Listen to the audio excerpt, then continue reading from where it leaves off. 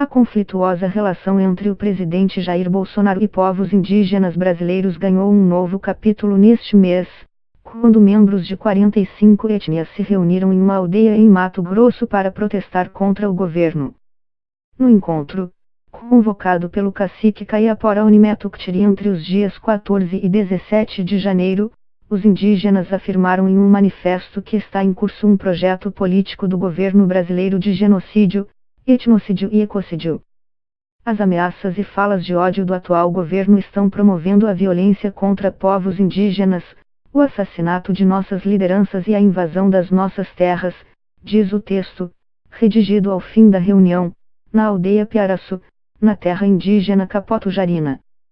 Participaram do encontro e endossaram o manifesto algumas das principais organizações indígenas brasileiras, como a Articulação dos Povos Indígenas do Brasil, APIB, a Coordenação das Organizações Indígenas da Amazônia Brasileira, COIAB, e a Atiguazu, Grande Assembleia Guarani Kaiowá.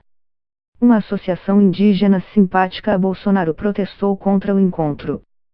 Em nota, o grupo dos agricultores indígenas disse que as visões expostas no evento convocado por Raoni não eram compartilhadas por todos os povos indígenas. O grupo é liderado por membros da etnia Paresi, que plantam soja em suas terras, também em Mato Grosso, e tem relação próxima com o governo. A entidade diz representar várias etnias, mas não cita quais. A disputa espelha o complexo universo dos povos indígenas brasileiros.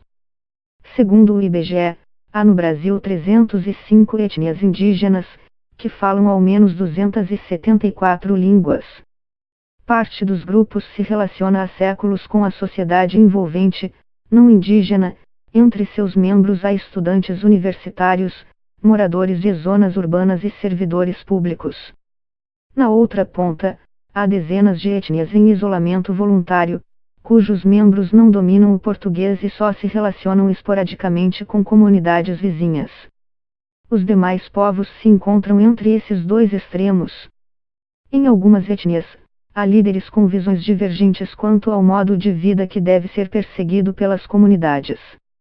É o caso de caciques caiapós que se associaram a garimpeiros e defendem a regulamentação da mineração em terras indígenas, posição rechaçada pelos caiapós alinhados a Raoni, que dizem ser maioria. Durante a campanha presidencial, Bolsonaro disse que não demarcaria nenhuma terra indígena se fosse eleito e tem cumprido a promessa. Disse ainda que buscaria reduzir áreas já demarcadas, o que ainda não fez. As terras indígenas demarcadas pertencem à União e são destinadas à posse permanente e ao usufruto exclusivo dos indígenas, não podendo ser vendidas. Bolsonaro já defendeu entregar os títulos das terras para as comunidades para que elas possam negociá-las à medida, porém, exigiria uma mudança constitucional. Hoje, segundo a FUNAI, já foram concluídos 440 processos de demarcação de terras indígenas no país.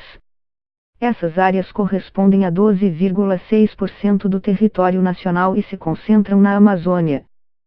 Segundo o censo de 2010 do IBGE, há 817,9 mil integrantes no Brasil, 0,4% da população total do país. É por isso que Bolsonaro costuma dizer que há muita terra para pouco índio no Brasil. Porém, embora várias etnias de fato contem com amplas áreas demarcadas, muitas tiveram pequenos territórios demarcados ou ainda aguardam a regularização de suas terras.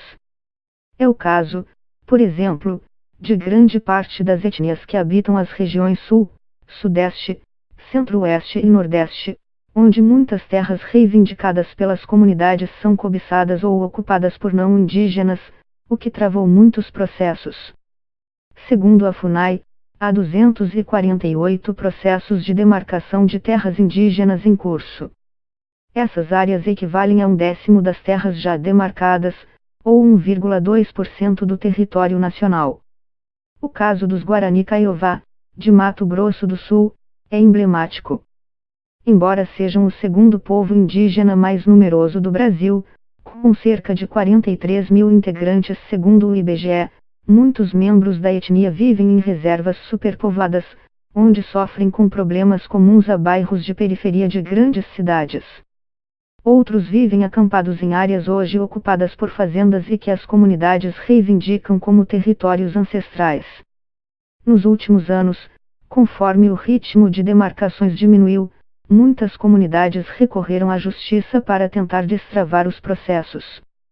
Em seu artigo 231, a Constituição de 1988 diz que são reconhecidos aos índios sua organização social, costumes, línguas, crenças e tradições, e os direitos originários sobre as terras que tradicionalmente ocupam, competindo à União demarcá-las, proteger e fazer respeitar todos os seus bens. Também foi a Constituição que abriu o caminho para a demarcação de terras extensas em partes do Brasil ao reconhecer o direito dos indígenas à reprodução física e cultural, onde pudessem manter tradições como a caça, a pesca e a abertura de roças, além de criar novas aldeias ou movê-las periodicamente. Em várias ocasiões, ele afirmou que os indígenas não podem continuar sendo pobres em cima de terras ricas, referindo-se principalmente aos depósitos minerais presentes em territórios indígenas na Amazônia. O presidente tem se aproximado de indígenas favoráveis à mineração e disse que enviaria ao Congresso um projeto de lei para regulamentar a atividade. Segundo ele, a iniciativa melhorará os padrões de vida das comunidades. A Constituição prevê a possibilidade de mineração em terras indígenas, mas desde que a atividade seja regulamentada por lei. Como nenhuma lei sobre o tema foi aprovada, a prática é hoje ilegal. Indígenas críticos à regularização da mineração temem os impactos ambientais e sociais da atividade em suas terras. Em garimpos de ouro, por exemplo, é comum o uso de mercúrio, substância que contamina rios e peixes e pode provocar danos neurológicos em humanos. Bolsonaro diz que também enviará ao Congresso uma proposta para autorizar a agropecuária em grande escala em terras indígenas. Segundo o presidente, a expansão da pecuária nesses territórios poderia ajudar a baixar o preço da carne bovina no país. Mas há exceções. Nos últimos anos, algumas comunidades passaram a arrendar suas terras para produtores de grãos. As iniciativas são contestadas judicialmente, pois a Constituição estabelece o usufruto exclusivo dos indígenas sobre as riquezas do solo, rios e lagos de seus territórios.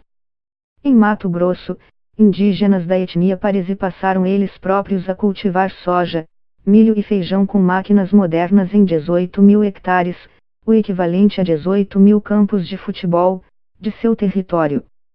O governo diz que, com a regulamentação, as comunidades poderão ter acesso a mecanismos hoje disponíveis para outros agricultores brasileiros, como financiamentos e assistência técnica. Já os críticos apontam para os riscos associados à produção agropecuária em larga escala, como a contaminação por agrotóxicos e a perda da biodiversidade. Há ainda o temor de que as atividades econômicas vultosas impactem os modos de vida das comunidades, provocando o abandono de tradições e estimulando o individualismo. Bolsonaro costuma dizer que os indígenas devem ser integrados à sociedade nacional, mesmo discurso adotado pelo governo durante a ditadura militar, 1964-1985. Ao discursar na Assembleia Geral da ONU, em setembro, o presidente afirmou que algumas pessoas, de dentro e de fora do Brasil, apoiadas em ONGs, teimam em tratar e manter nossos índios como verdadeiros homens das cavernas. A Constituição de 1988, no entanto, reconheceu a organização social, os costumes, as línguas, as crenças e as tradições dos indígenas, rompendo com a perspectiva integracionista adotada pelo Estado brasileiro até então. Líderes indígenas dizem que, ao tratar da cultura indígena, Bolsonaro expõe visões racistas e etnocêntricas, crença de que uma cultura é superior às demais. O discurso que associa os indígenas à pobreza também é contestado, especialmente em comunidades que vivem na floresta e contam com recursos naturais abundantes, como caça, pesca e frutos. Muitos líderes criticam ainda o discurso de que seriam manipulados por ONGs. Eles dizem que as entidades são suas parceiras e que, muitas vezes, preenchem a ausência do Estado em suas regiões. Quando assumiu, Bolsonaro transferiu a Fundação Nacional do Índio, FUNAI, do Ministério da Justiça para o Ministério da Agricultura e retirou do órgão a atribuição de demarcar terras indígenas. As mudanças agradaram a bancada ruralista, que exerce forte influência sobre o Ministério da Agricultura e historicamente vê a FUNAI com desconfiança. Mas os indígenas protestaram e conseguiram fazer com que o Congresso revertesse as decisões do presidente. Após o revés, Bolsonaro publicou uma nova medida provisória tentando novamente retirar da FUNAI a atribuição de demarcar terras indígenas, mas desta vez foi impedido pelo Supremo Tribunal Federal.